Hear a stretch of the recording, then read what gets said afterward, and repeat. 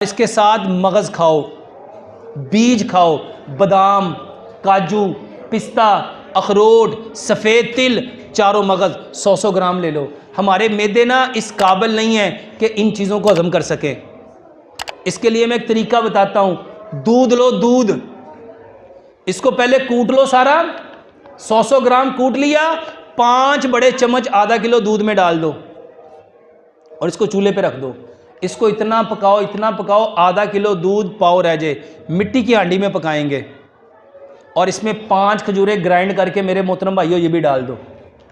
और मेरे मोहतरम भाइयों इसको ठंडा करो।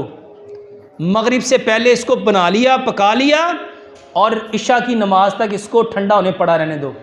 मेरे मोहतरम भाइयों ये आपकी रात की ग़िज़ा है, ये रात का खाना है, बस यही खाना है, ये रात को ये खाओ।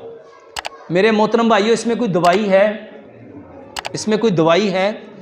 ये वल्लाहि इतना ज़बरदस्त इलाज है आप सोच नहीं सकते। और जिन लोगों को साथ पस आती है, पस सेल है यानी अंदर इन्फेक्शन है, वो क्या करे, रात को सोने से पहले 1 गिलास दूध ले, आधी चाय की चम्मच हल्दी, आधी चाय की चम्मच दालचीनी, आधी चाय की चम्मच सौंफ, 2 सब्ज़ इलाचियाँ, 2 लौंग, इसको इतना पकाओ 1 गिलास दूध पौना रह जाए। इसमें गुड़ या शहद मिला के मेरे मोहतरम भाइयों सोने से पहले ये लो।